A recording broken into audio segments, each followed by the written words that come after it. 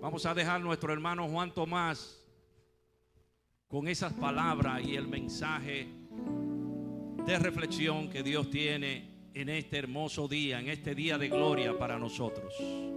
Así que en esa quietud, hermano, no deje de alabar a Dios, de glorificar su nombre, porque en medio de las alabanzas Él se glorifica en nuestras vidas.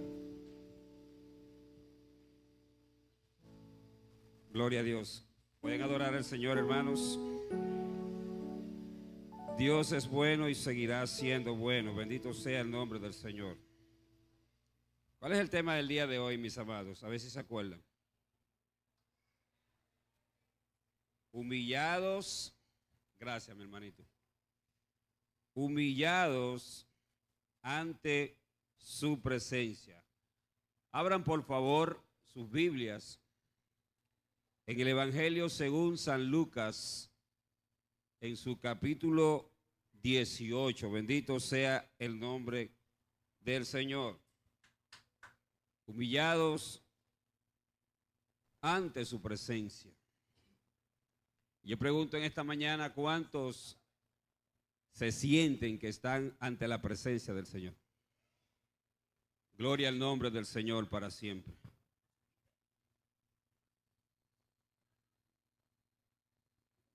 Gloria al Señor. Vamos a leer a partir del versículo 19. A ver si su Biblia dice igual que la mía. Parábola del fariseo y el publicano. Lucas 18, 9 en adelante. Bendito sea el nombre del Señor. Usted sabe que todo el mundo tiene su escudero, yo tengo el mío. El domingo pasado yo le serví de escudero a Giolí y así sucesivamente, hermano. Eso es para que adore al Señor y se goce. Lucas 18, 19. Perdón, 9. Leemos en el nombre del Padre, del Hijo y del Espíritu Santo. A unos que confiaban en sí mismos como justo y menospreciaban a los otros, dijo también esta parábola. Dos hombres subieron al templo a orar. ¿A qué subieron, hermanos? Uno era fariseo y el otro publicano. El fariseo, puesto en pie, oraba consigo mismo de esta manera: Dios, te doy gracias porque no soy como los otros hombres, ladrones, injustos, adúlteros, ni aun como este publicano. Ayuno 2 veces a la semana. Doy diezmo de todo lo que gano. Mas el publicano, estando por allá atrás, de lejos, como sintiendo vergüenza, no quería ni aún alzar los ojos al cielo, sino que se golpeaba el pecho diciendo: Dios, sé propicio a mí, pecador. Entonces, cuando el Señor ve esto, le dice: os digo que éste descendió a su casa justificado antes que el otro. Porque cualquiera que se enaltece será, ¿qué cosa? Y el que se humilla será enaltecido. Señor, que estás en los cielos, es bueno, Señor, estar ante tu presencia, humillado, Señor, delante de ti, Rey de reyes, Señor de señores. Soberano Dios, que siempre, oh Dios, estás atento al clamor de tus hijos, a tu adoración, a su adoración, a todo lo que venimos y traemos delante de tu presencia. Por eso en esta mañana queremos, Señor, que tu Espíritu Santo nos guíe en esta enseñanza, que tu Espíritu Santo nos instruya en este día, Dios, a cómo venir humillado delante de tu presencia. ¿Cuál es la actitud? ¿Cuál es, Señor, la la forma en que debemos presentarnos delante de ti en humildad, Señor, y en adoración. Bendito sea el nombre del Señor.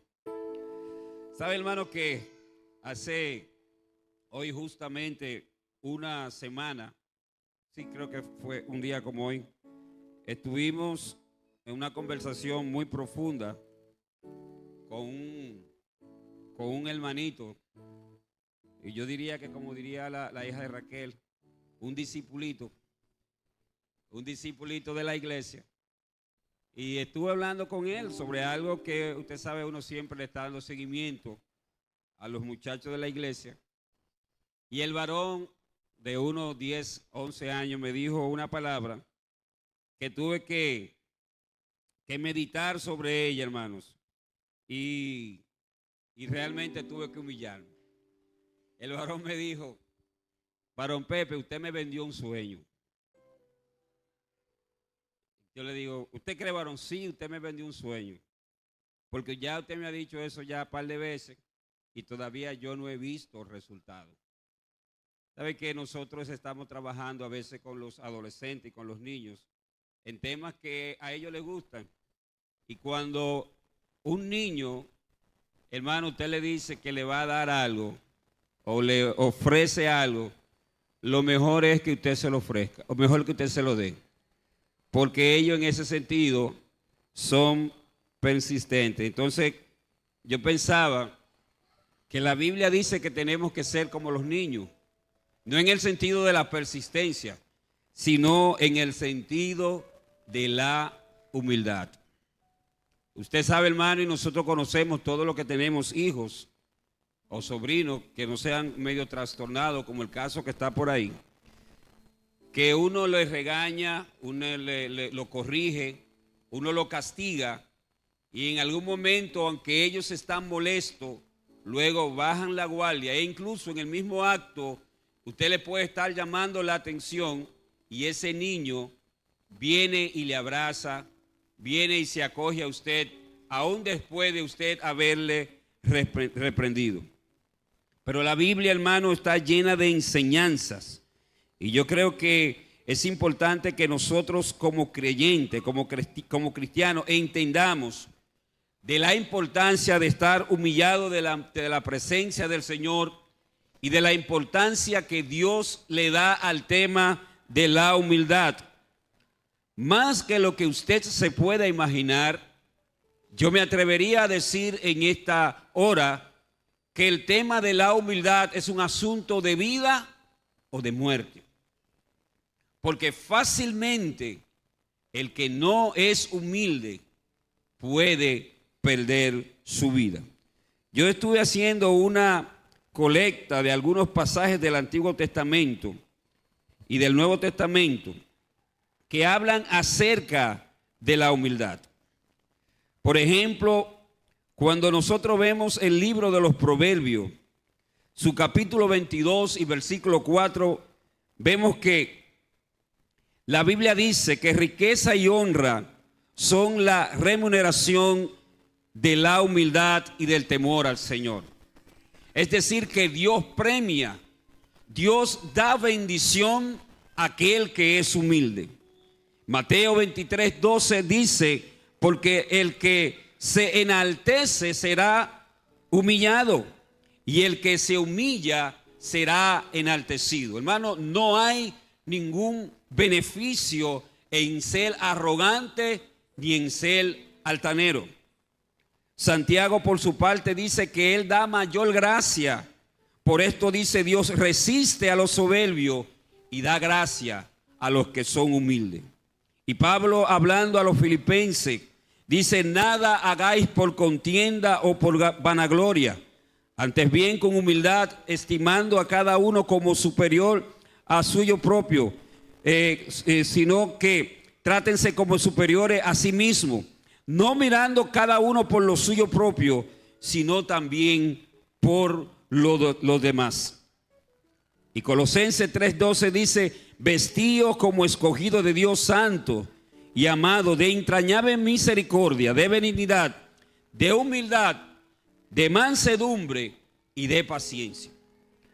Pedro, por su parte, dice, hablando a los jóvenes, atención jóvenes, igualmente jóvenes, está sujeto a los ancianos, todos como sumisos unos a otros, revestidos de humildad, porque Dios resiste, insiste el apóstol Pedro, a los que son soberbios, pero a los que son humildes, entonces dice el apóstol, Él da gracia. Y dice él, por tanto, humillado pues bajo la poderosa mano de Dios, para que Él os exalte cuando fuere su tiempo. Hermano, el tema de la humildad es un tema importante. El tema de humillarse, principalmente delante de Dios, es un tema que en la Biblia, si nosotros seguimos buscando, vamos a seguir encontrando versículos que nos hablan de la importancia de este don, de esta gracia, o de esta condición que como creyentes nosotros tenemos que tener y tenemos que promover. Más allá de la arrogancia que promueve el mundo, nosotros como creyentes tenemos que ser humildes. Tenemos que ser humildes, dice la Biblia, y sencillo de corazón. Y nos ponen como ejemplo supremo a nuestro propio Señor Jesucristo, que siendo y estando en la semejanza de Dios, se humilló a sí mismo y tomó la forma de siervo. Y usted sabe qué hizo el Padre cuando vio la actitud. Entonces le dio un nombre que es sobre todo nombre. Y entonces por eso hoy, por este nombre, se dobla toda rodilla. Y Cristo, hablando con sus discípulos, le dice, bienaventurados los pobres en espíritu, los que son humildes, porque de ellos es el reino de los cielos. Entonces, hermano, el hecho de que una persona sea humilde es una bendición para él. Es una bendición para él porque la gracia de Dios está sobre su vida. Porque Dios mismo dice que le va a bendecir y que le va a prosperar. Todo lo contrario, el ser arrogante, el ser altivo, el ser una persona que no considera estos principios bíblicos, yo diría, como diría una hermana, es un mal negocio. Es un mal negocio porque el que no se humilla no prospera, aunque aparentemente le vaya bien. Es un mal negocio porque no va a alcanzar la misericordia de Dios, que dice que Él mira de lejos al que no se humilla. Es un mal negocio porque el que es altanero y el que es altivo, entonces no le saldrán bien las cosas. Se va a enfermar, no va a prosperar, se va a debilitar. Porque la gracia de Dios no estará con él. Pero estamos hablando de la humildad. Y claro, estamos hablando del tema de humillados ante su presencia. Y hemos tomado este capítulo 19 del libro, 18 del libro de Lucas, a partir del versículo 9. Y si usted se pone a analizar el pasaje, en cierta forma, como que le da risa. Como que no se entiende que un hombre que está considerado como uno de los peores individuos salga mejor parado ante uno que es aparentemente o supuestamente o está llamado a ser el pulcro, a ser llamado el hombre modelo, a ser llamado el hombre de referencia. Sí, hermano, porque de eso se trata. El capítulo que tomamos como base bíblica para hablar sobre el tema de humillarse, humillado ante su presencia, los que saben de las formas de redactar dicen que esta es una forma de sátira, como una forma jocosa y también crítica que el Señor hace al sistema religioso y a los hombres que se consideraban altaneros y que inclusive podían considerarse ellos mismos justos.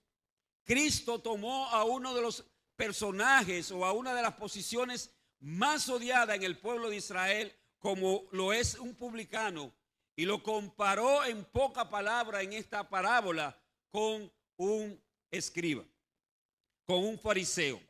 Y este fariseo, hermano, aunque nosotros tenemos una idea en este tiempo por la forma en que se comportaba con nuestro Señor Jesucristo, no vaya usted a pensar que cuando Cristo habló de esta parábola, la idea que nosotros tenemos hoy concebida de un fariseo era la que se tenía en aquel entonces.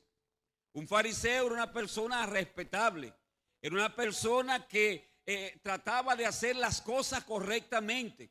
Era tan apegado a la ley que para cumplirla incluso creaban protocolos o para cumplirla. Hacían cosas que iban a veces hasta en lo ambiguo, en lo exagerado, pero trataban de hacer las cosas correctamente.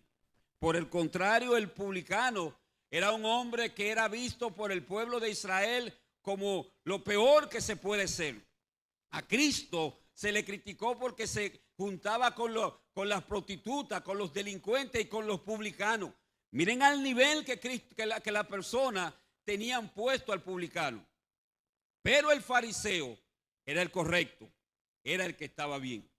Y Cristo quiso dar una enseñanza que es importante que nosotros hoy en día consideremos acerca de la humildad. Él tomó al hombre modelo, él tomó al hombre de referencia, él tomó al hombre al que posiblemente la persona muchos quisieran ser. De hecho, cuando el apóstol Pablo hablaba de los logros que humanamente él tenía, él decía: yo soy fariseo. Es decir, si él no hubiese sido, si el concepto del fariseo hubiese sido malo, Pablo no dijera que ser fariseo era una cosa como para sentirse orgulloso. Pero claro, en el contexto de que él lo está diciendo, él decía: aunque esto es importante, yo le he dado por basura. No es porque fariseo fuera a ser malo en ese entonces, era porque Pablo quería resaltar más la gloria de Dios en su vida que cualquier otra cosa. Y precisamente, hermano, de eso se trata, de que nosotros asumamos una posición de humildad, que decir, nos humillemos delante de su presencia para que la gloria de Dios sea exaltada y no nosotros. Y Juan, hablando a sus discípulos, y que tiene que también llamarnos a nosotros a la reflexión, decía: es necesario que yo mengüe, pero que Él crezca. Es necesario que cada vez yo sea menos, que me sienta más humilde, que reduzca más mi personalidad, más lo que soy, pero que la gloria sea para Él. ¿Por qué? Porque yo no soy ni siquiera digno de desatar el calzado, el cordón de sus zapatos, porque a Él y solo a Él le pertenece la gloria. Y cuando nosotros pensamos en este pasaje, entonces tenemos que comenzar a definir algunas cosas para que vayamos entendiendo lo que queremos decir. La palabra humillarse, ya que estamos hablando de humillados ante su presencia, quiere decir postrarse, quiere decir rendirse, quiere decir inclinarse, quiere decir bajar yo para adorarlo a Él. Salir yo de mi posición para que Él reciba la gloria. Y el diccionario es más explícito. Dice es incluso cambiar de postura, inclinarse, mostrar una señal de sumisión, como diciendo: oye, el Señor está aquí, tengo que postrarme con reverencia.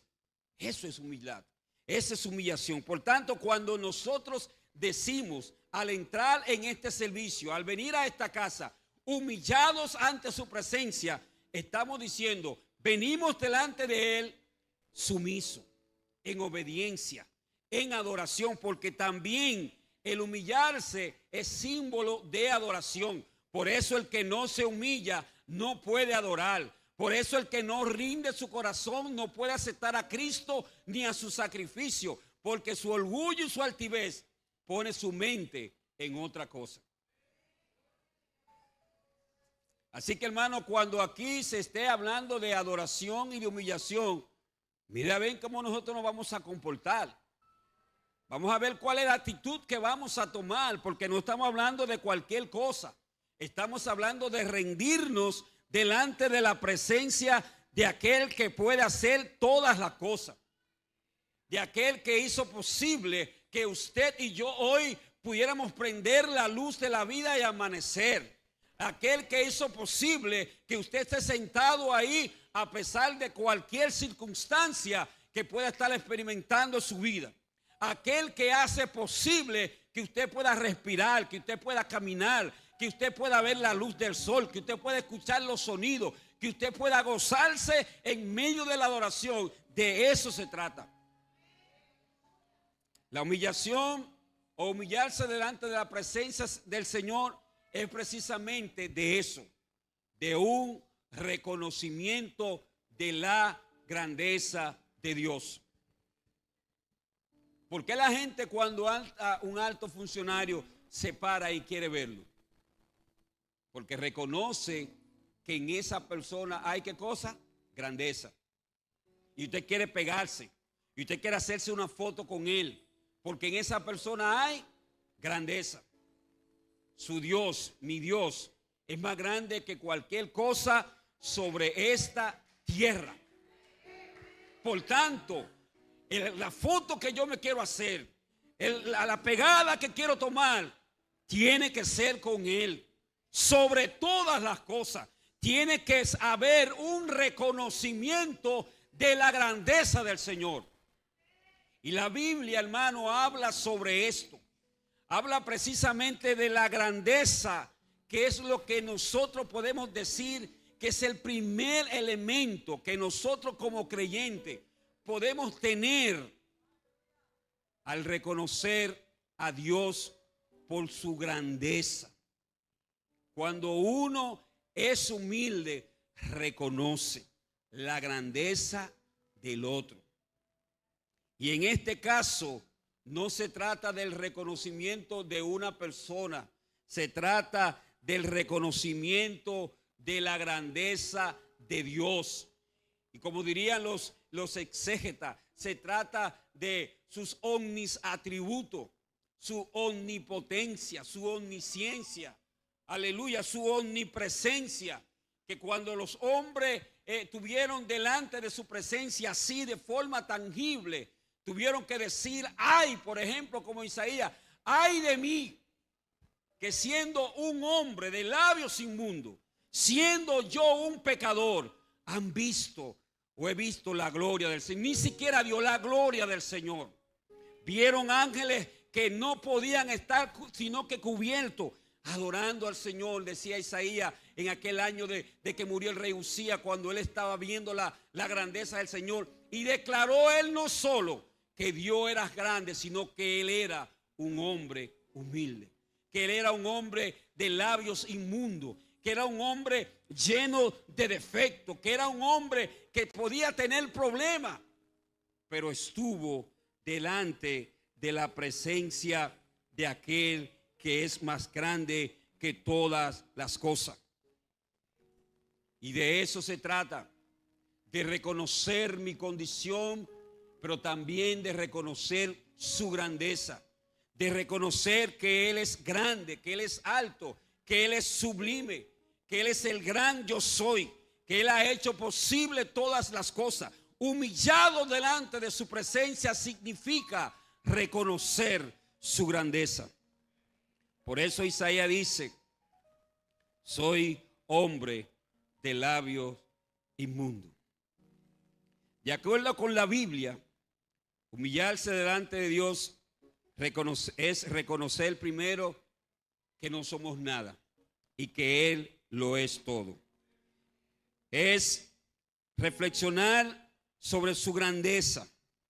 Y como diría el apóstol Pablo, hablando a los romanos, cuando reflexionaba de la misericordia de Dios para con el pueblo de Israel y para los que no somos del pueblo, cuando él analizaba lo grande, lo misericordioso y lo sublime que es Dios, él dijo una palabra que todavía resuenan y están en su Biblia y están en mi Biblia. Romanos 11, 33 al 36, el apóstol Pablo reflexionó y dijo, oh profundidades de las riquezas y de la sabiduría y de la ciencia. Cuán insondables son sus juicios e inescrutables su camino. Porque ¿quién entendió al Señor? ¿Quién fue su consejero? ¿Quién le dio a él primero para que fuese recompensado? Y cuando él reflexiona sobre esto y sobre su grandeza, entonces él concluye: no, es que no hay nadie como Dios, puesto que él es alto y él es sublime, es más grande que todas las cosas, porque por él y para él son todas las cosas. Por tanto, dice Pablo, a él sea la gloria, a él sea la alabanza, a él sea el imperio, a él sea el dominio, a él sea toda exaltación, porque para él y por él son todas las cosas. Gloria al nombre del Señor. El salmista reflexionó también y dijo: tal conocimiento es demasiado profundo y maravilloso para mí. Es tan elevado que yo no lo puedo alcanzar. Dios conoce todo lo que yo soy, dice él. Cada pensamiento, antes de que sea pensado, Dios lo sabe. Antes de que cada palabra sea hablada, Dios la conoce.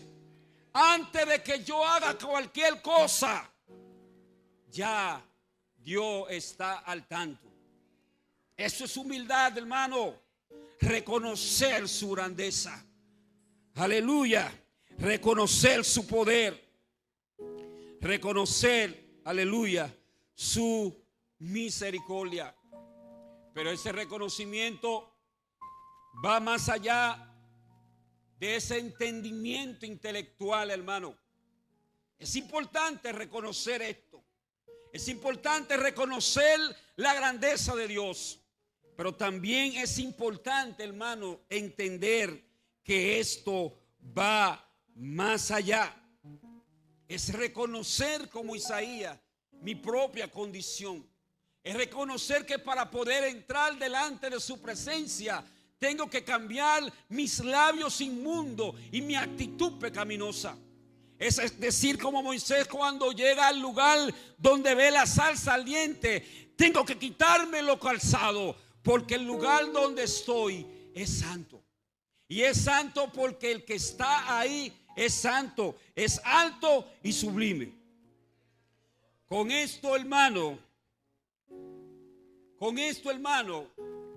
nosotros lo que tenemos que entender, que incluso más que lo que yo pueda hacer, más que lo que yo pueda dar, es reconocer que al que yo sirvo, que al que yo adoro, además de que es grande, de que es alto, de que es sublime, es un Dios santo. Y que lo que Él quiere de mí no es ni siquiera lo que yo le pueda dar, es más bien mi actitud, que entienda que lo importante es obedecer su palabra y tratar de que mi vida sea la ofrenda de lo que Él quiere. ¿Qué quiere decir con esto? El salmista o David en el Salmo 51 dice una palabra que tenemos que nosotros reflexionar sobre ella. Dice: los sacrificios de Dios son el espíritu quebrantado. Y dice: al corazón contrito y humillado no despreciarás tú. Es decir, el corazón contrito, el hombre que se arrepiente, el hombre que siente dolor de hacer lo mal hecho, porque en el contexto que él lo dice, es precisamente arrepintiéndose de algo horrible que él había hecho. Él quizás había reflexionado, había pensado de cuánta forma podía restablecer lo que había hecho. Quizás humanamente pudo haber dicho: bueno, yo le quité la vida a aquel hombre por quitarle su mujer. Déjame por lo menos, como yo soy rey, hacer rico a la familia de ese hombre. o mandarle a hacer una tumba. Eso soy yo exagerando, no es que la Biblia lo dice. Que quisiera pensar yo que en un momento humanamente hablando, David pudo decir, pero qué cosa yo puedo hacer para borrar este terrible hecho. Y cuando él no vio nada, entonces el Espíritu Santo le guió y lo deja como testimonio para nosotros hoy en día. Y dice, el corazón quebrantado, al corazón contrito y humillado, no desprecia tú. En otra palabra, si yo quiero estar delante de un Dios que es santo, delante de un Dios que es sublime, lo que yo tengo que hacer es humillarme, reconocer mi condición, como lo hizo Isaías. Soy de labios inmundos, soy un asesino, soy un perverso. Mira, no tenga en cuenta mi rebelión, pero por tu misericordia, perdóname. No soy digno, pero ten misericordia de mí. He fallado, pero necesito de ti. Es, en otra palabra, una mente distinta a la que tenía precisamente el hombre de nuestra lectura. Él llega al templo y dice la Biblia que parado en pie, no se humilló, comenzó a orar. ¿Con quién? Consigo mismo. Eran dos judíos, estaban los dos en el templo. Podía haber sido en la hora novena, en la hora sexta, no importa. Eso no creo que sea importante. Pero lo que sí es importante es la actitud con lo que fueron esos dos hombres. Uno era fariseo y el otro publicano. El fariseo, puesto en pie, oraba consigo mismo, versículo 11, de esta manera: Dios, te doy gracia. Lo único que le dio a Dios. Y oigan, ¿por qué le dio gracia? Porque no soy como todos los hombres. Esos son unos ladrones, injustos, adúlteros. Y si fuera de este tiempo, pudiera mencionar incluso a los políticos. Y si yo fuera Zamora, diría, me pasé. Pero no en este tiempo. Ni como este publicano. Ayuno 2 veces a la semana. Doy diezmo de todo lo que gano. Es decir, no tengo que arrepentirme. Soy un hombre justo. Hago todo lo bueno. Y cuando usted le predica, no hablo mal de nadie. No le he quitado la mujer a nadie. Es decir, no tengo por qué arrepentirme. Mira que la Biblia dice en Romanos que por cuanto todos pecaron, están destituidos de la gloria de Dios. Sí, pero para otro tiempo, porque yo no creo que eso sea para mí. No hay un reconocimiento, hermano, de la condición humana que regularmente, y diríamos como era al principio, van de continuo hacia el mal. No hay una mentalidad, no hay una actitud de que necesito humillarme, de que necesito reconocer la misericordia de Dios, porque el pecado me asedia, porque mi propia naturaleza se puede en algún momento sentirse orgulloso. Pero yo doy diezmo, ayuno 2 veces a la semana. No creo que tenga que arrepentirme. Más el hombre que entendía cuál era su condición, que necesitaba, hermano, urgentemente misericordia del Señor, dice la Biblia que se puso como de lejos.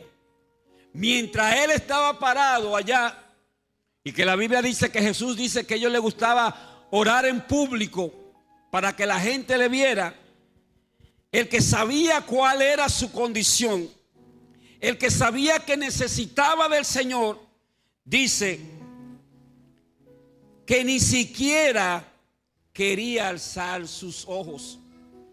Sentía vergüenza, sentía dolor, sentía tristeza, sentía que necesitaba al Señor porque se estaba sintiendo humilde, entendiendo que estaba en la casa de Dios y él era un hombre pecador.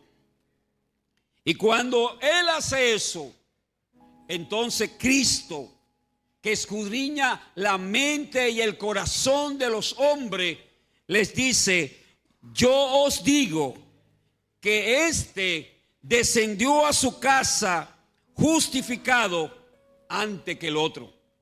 Este que reconoce que tiene que humillarse, que tiene que cambiar su postura, que tiene que dejar su arrogancia.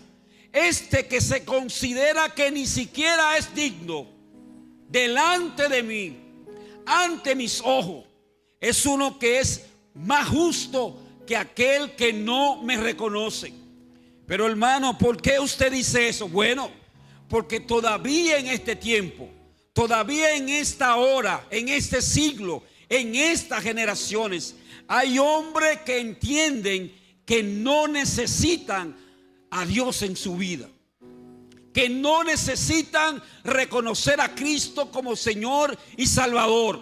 Hay hombres que entienden que el sacrificio de Dios o de Cristo para ellos no es nada. Por eso no le importa nada. Son arrogantes, son altaneros. No le importa lo que piense Dios, ni lo que diga Dios, ni lo que diga su palabra. Pero para ellos le tengo una noticia en esta mañana. Dios no dará por inocente al culpable. No importa que seas quien sea. Puede ser un fariseo, puede ser un escriba, puede ser un diácono, puede ser un presidente, puede ser quien sea. Dios está buscando hombres y mujeres humildes, sencillos de corazón, capaces de rendirse como este hombre, reconociendo su condición, aleluya, y decirle: Señor, te necesito. Te necesito porque sin ti nada puedo hacer, como dijo el apóstol. ¿A dónde iremos? ¿A dónde iremos, hermanos?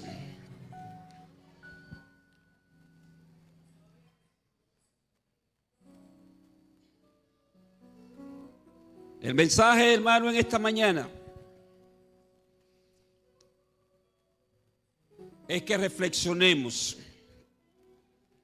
en nuestra actitud, en nuestra forma de adoración. Si entramos por su puerta, entendiendo, hermano, que estamos delante de su presencia, debe de ser con una actitud humilde, no sintiéndonos ajeno a lo que se haga, sino ser parte, rendirnos en adoración y en alabanza, reconociendo que Él y solo Él es digno de toda gloria, de toda honra y de toda alabanza.